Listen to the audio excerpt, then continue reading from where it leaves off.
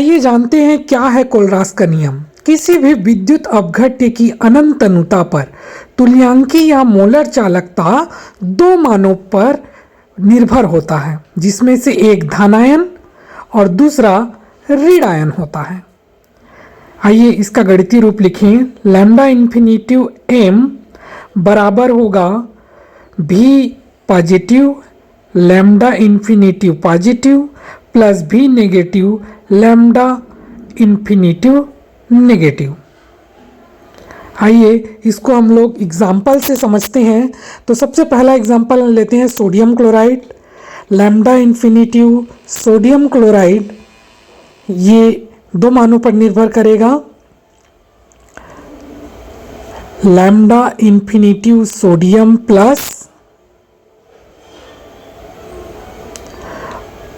और lambda infinitive chlorine minus.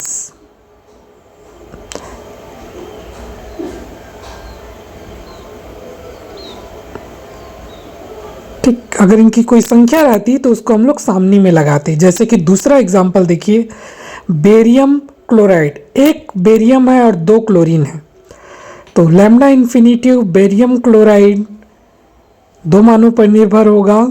एक lambda infinitive barium 2 plus और दूसरा क्लोरीन की संख्या 2 है, इसलिए सामने में क्या लगाएंगे, 2 लैम्डा इन्फिनिटिव Cl माइनस। इसी तरह से तीसरा एग्जांपल लेते हैं एल्यूमिनियम क्लोराइड। तो यहाँ पर देखिए एक एल्यूमिनियम है, 3 क्लोरीन है। इसके लिए हम लैम्डा इन्फिनिटिव एल्यूमिनियम क्लोराइड को लिखेंगे लैम्डा इन्फिनिटिव Al3 प्लस, 3 है क्लोरीन तो सामने में 3 लैम्डा इन्फिनिटिव Cl माइनस। तो जितनी संख्या रहेगी उसको सामने में लगाना है। चलिए ये वाला एग्जांपल आप लोग कोशिश कीजिएगा वीडियो को पॉज करके। सोडियम सल्फेट, तो आप लोग ट्राई कीजिए क्या होगा इसका, पॉज करके ट्राई कीजिएगा।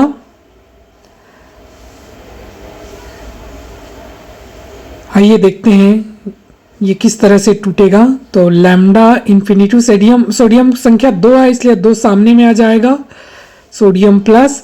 और सल्फेट 1 है तो उसमें हम कोई संख्या नहीं लगाएंगे, सीधा लैम्डा इन्फिनिटिव सल्फेट 2 माइनस लिखेंगे।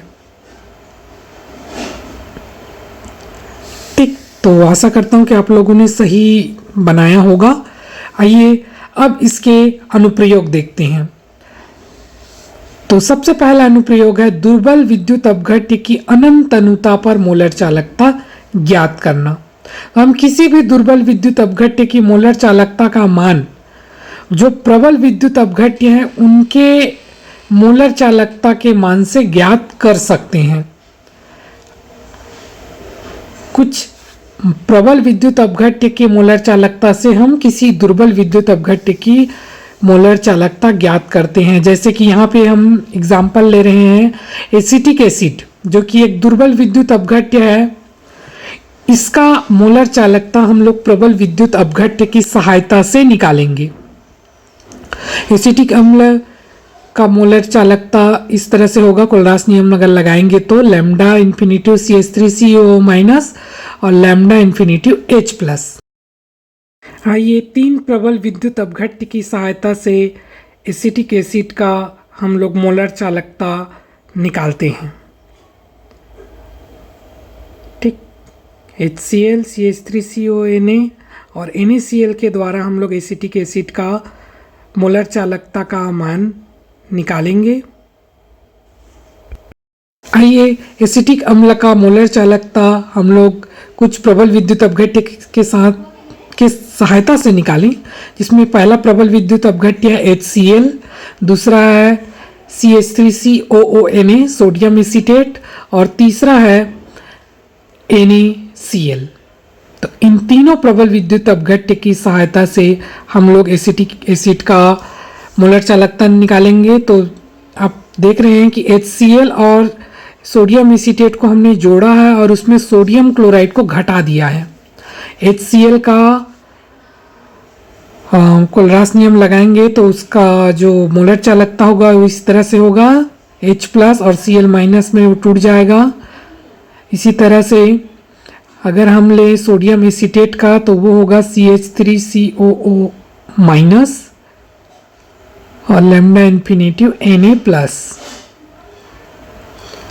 सोडियम क्लोराइड का भी हम लोग दो मानों पर निर्भर करेगा, ये भी सोडियम प्लस और क्लोरीन माइनस। तो जो कट रहा है उसको कटा देते हैं क्लोरीन, और यहाँ से क्लोरीन एक पॉजिटिव एक नेगेटिव कट जाएगा। इसी तरह से सोडियम पॉजिटिव नेगेटिव कट जाएगा। बचा क्या?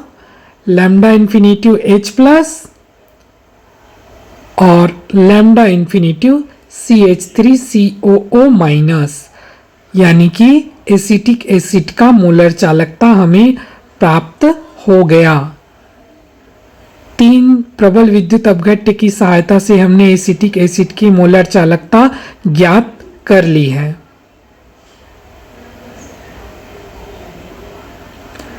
आइए इसका दूसरा अनुप्रयोग देखते हैं, वियोजन की मात्रा की गणना। तो कोलरास के नियम से हम वियोजन की मात्रा, जिसको हम अल्फा से दर्शाते हैं, वो भी निकाल सकते हैं। अल्फा बराबर होता है लैम्डा CM बटे लैम्डा इन्फिनिटिव M, जहाँ पे लैम्डा CM क्या है? C सांद्रता पर मोलर चालकता, और लैम्डा CM क्या है? C सांद्रता पर मोलर चालकता।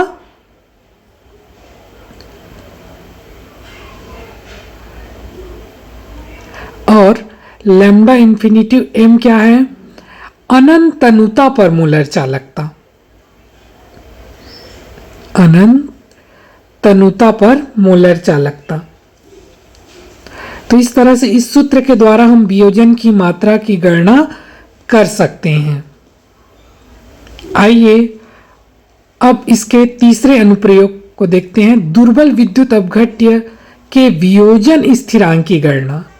वियोजन स्थिरांक K की गणना हम लोग कोलरास नियम के द्वारा कर सकते हैं। K बराबर होता है C अल्फा स्क्वायर।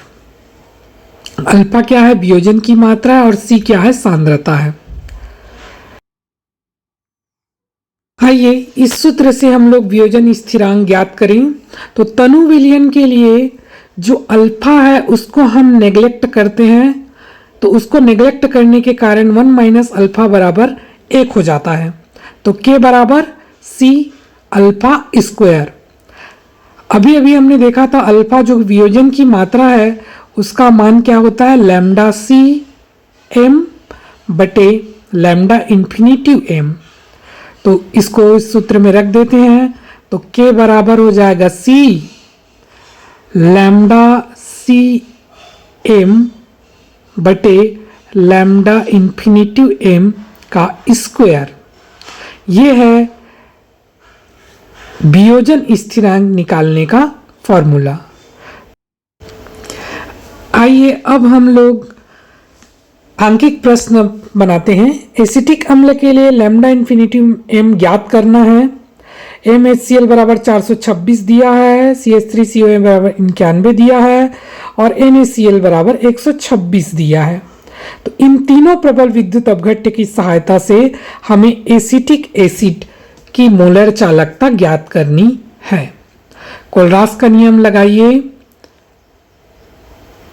तो लैम्डा इन्फिनिटिव MHCl को हम लोग किस तरह से लिखेंगे? H प्लस और Cl माइनस के रूप में लिखेंगे। Lambda infinitive H plus plus lambda infinitive Cl minus.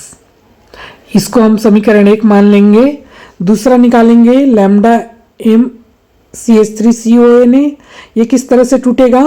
Lambda infinitive CH3CO minus और Na प्लस, CH3COO माइनस और Na प्लस के रूप में टूटेगा। इसको समीकरण 2 हम लोग मान लेंगे। और तीसरा है NaCl, तो ये किस तरह से टूटेगा? लैम्डा इन्फिनिटिव Na प्लस और Cl माइनस। ठीक, इसको हम समीकरण 3 मान लेंगे।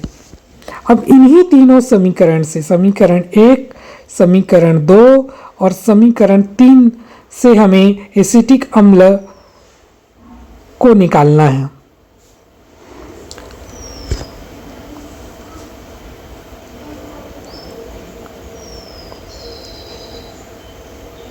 एसिटिक एसिड कैसे टूटता है? तो ये CH3CO माइनस और H प्लस के रूप में टूटेगा। तो हमें इन तीनों समीकरण में इन दोनों को ढूंढना है, CH3CO माइनस और H प्लस।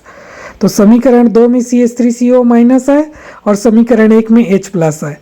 समीकरण 1 और 2 को जोड़ देंगे और Na और Cl एक्स्ट्रा मिल रहा है, तो उसके लिए उसको हम समीकरण 3 से घटा देंगे। क्या क्या हमने कहा?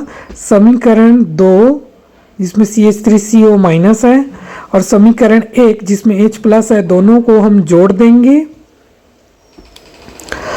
और जो हमें एक्स्ट्रा मिल रहा है उसको हटाने के लिए समीकरण 3 से घटा देंगे।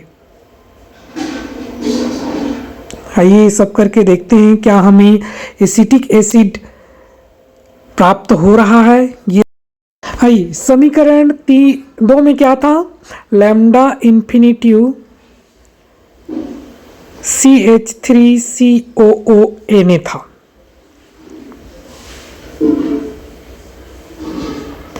समीकरण 1 में क्या था? Lambda infinitive HCl। अब इसको हम लोग घटा रहे हैं लैम्डा इन्फिनिटिव NaCl के साथ। ठीक, तो ये CH3COONA कैसे टूटेगा? Lambda CH3COO minus plus lambda infinitive Na plus plus lambda infinitive H plus plus lambda infinitive Cl minus. इसमें हमने घटाया है lambda infinitive Na plus minus lambda infinitive Cl minus. जो यहाँ से कट रहा है कटा दीजिए, Cl कट जाएगा, सोडियम और सोडियम कट जाएगा, बचा क्या? लैम्डा इन्फिनिटिव CH3COO माइनस और लैम्डा इन्फिनिटिव H प्लस, यानी कि हमें एसिटिक एसिड प्राप्त हो गया। आइए अब इनकी जो वैल्यू दिया गया था उस वैल्यू को हम रखेंगे। हमने क्या किया था? CH3CO का हमें मोलर चालकता ज्ञात करना है, तो हमने समीकरण 2 और 1 को जोड़ा था। समीकरण 2 में था CH3CONA, 1 में था HCl और इसको हमने घटा दिया था NaCl के साथ, तो हमें एसिटिक एसिड मिल जा रहा था।